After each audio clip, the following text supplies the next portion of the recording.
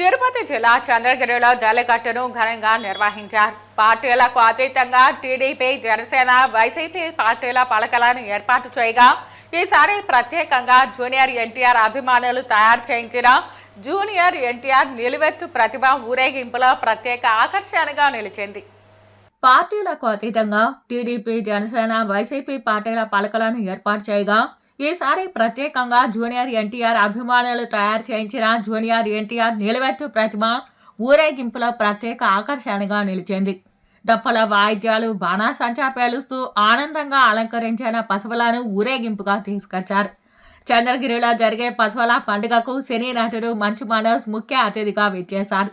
అనంతరం ఆయన మీడియాతో మాట్లాడుతూ చంద్రగిరిలో జరిగే జల్లికట్టులో పాల్గొనడం సంతోషంగా ఉందన్నారు. జల్లికట్టును బ్రిటిష్ కాలం నుంచి నిర్వహిస్తున్నారని, చంద్రగిరి నియోజకవర్గంలో గత 20 సంవత్సరాలుగా జల్లికట్టు నిర్వహిస్తున్నారని తెలిపారు.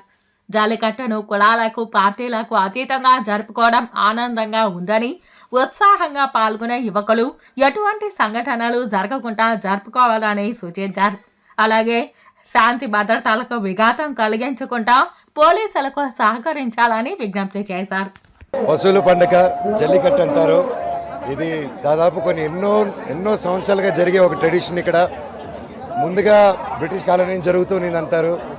అండ్ ఫస్ట్ మన ఏ రంగంపేటలోనూ ఇంకో ఊర్లో జరిగేది.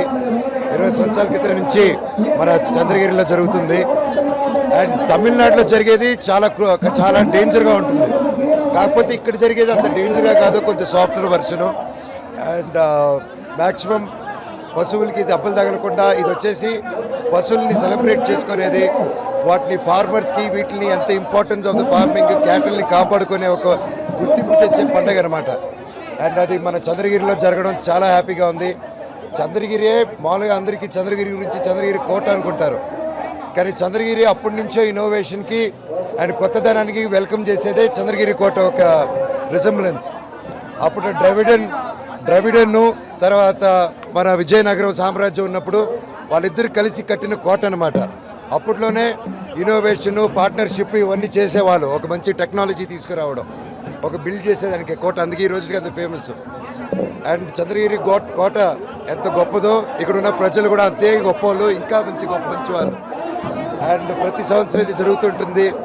అండ్ ఈసారి కూడా చంద్రబాబు నాయుడు గారు సంక్రాంతికి వచ్చినప్పుడు ఇక్కడున్న స్కూల్స్ కానీ మొత్తం చేశారు. స్కూల్స్కి స్పోర్ట్స్ అన్నీ పెట్టారు బాగా. అలాగే ఆడవాళ్ళకందరికీ ఇక్కడ ఈ ఆటోస్ చేశారు. అంతకుముందు చాలా కష్టపడేటోళ్ళు వాళ్ళు. ఇప్పుడు దాదాపు ఒక ఆటోస్కి వల్లే ఒక మహిళ దాదాపు 12 నుంచి 15,000 రూపాయలు ఒక డీజిల్ పెట్రోల్లో కాపాడుకుంటున్నారు వాళ్ళు. అండ్ ఇలాంటివి అభివృద్ధులు ఎన్నో జరుగుతున్నాయి. అండ్ ఇక్కడ కూడా చాలా ఫ్యాక్టరీస్, చాలా ఇన్నోవేషన్ రాబోతుంది చంద్రగిరి చుట్టుపక్కల. అండ్ చంద్రగిరిలో ఉన్నంత యూత్ చాలా యూత్ ఉన్నారు. చుట్టుపక్కల అంత యూత్ లేదు. ఈరోజు బయటికి వెళ్ళి పనిచేసే వాళ్ళే కాకుండా చంద్రగిరి వదలకుండా ఈ చుట్టుపక్కల ప్రాంతాల్లో ఇంకా యూత్ ఇక్కడే పనిచేసుకుంటున్నారు. వాళ్ళకి మంచి ఫెసిలిటీస్ అన్నీ త్వరలోనే వస్తున్నాయి. అండ్ ఈ ప్రాంతం ఇంకా గొప్ప అభివృద్ధి చెందుతుందని గట్టి నమ్మకంగా ఉంది. అండ్ పండగకి ప్రతి ఒక్కరికి శుభాకాంక్షలు.